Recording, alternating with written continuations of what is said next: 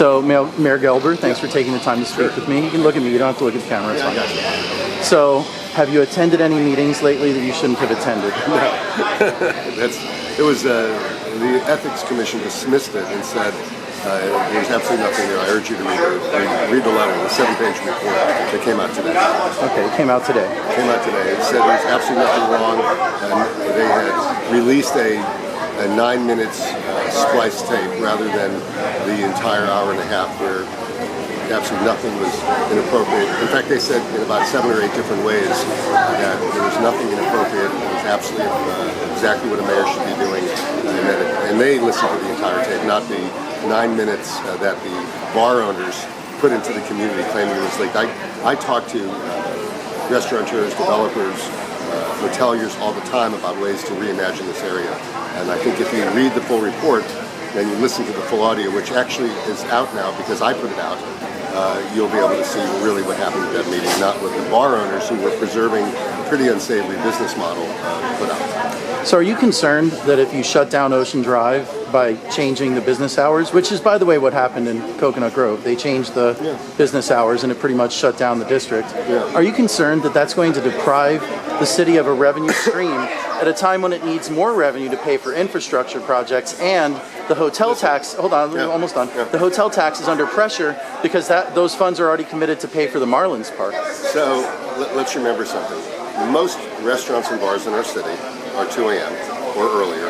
Most destinations in the country, in the world, are 2 a.m. or earlier. This is really just about a few that attract a pretty sort of rowdy or sometimes out of control crowd. So this is not going to be any kind of problem economically to our city.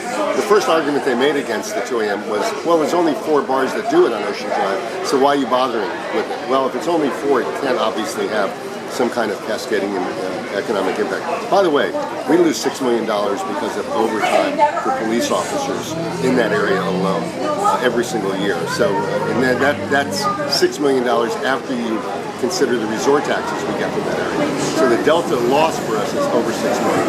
And of course, you cannot pay our city to suffer the kind of disorder that has been going on there. So I don't think it's a problem at all. In fact, I'm certain of it. And in fact, I think, if anything, the disorder in that area has held that area down.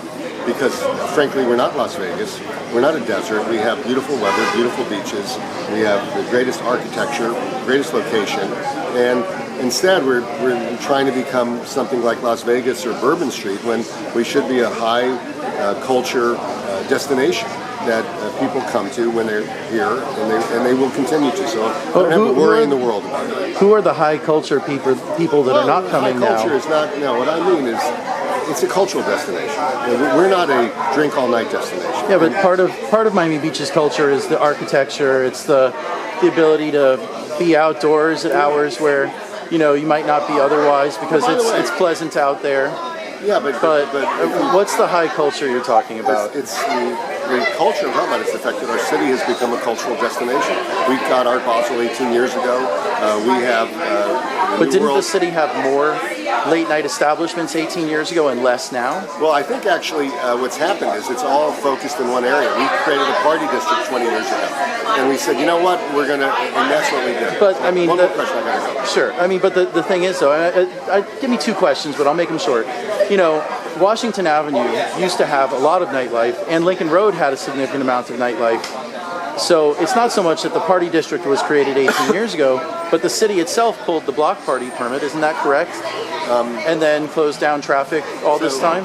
You talking about on Ocean Drive? Yeah, on Ocean Drive. But the problem with Ocean Drive has not been the last year and a half. The problem has been the last 20 years. But aren't many of the biggest crimes daytime crimes? Let me finish. Absolutely not. What's happened in this area, and I can give you a list of all the crimes that happen all the time. There are terrible things that happen late, and there's terrible things that happen during the day. The point is, if you look at a heat map of the significant crime in our city, it's almost all from this area.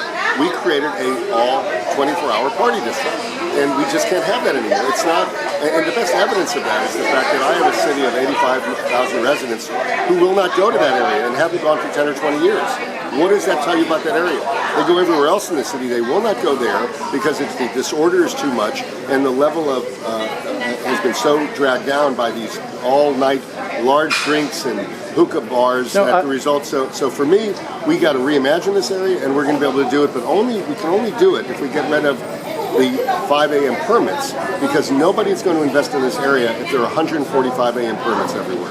They're just not going to. No one's going to open up a boutique office. No one's going to open up a condo. No one is going to open up a gallery, a shop, or anything else if around them or below them is an all-night bar. So we have to get rid of that in order to do the reimagination. I got to go. Okay. Okay. Well, I appreciate your time. Thanks.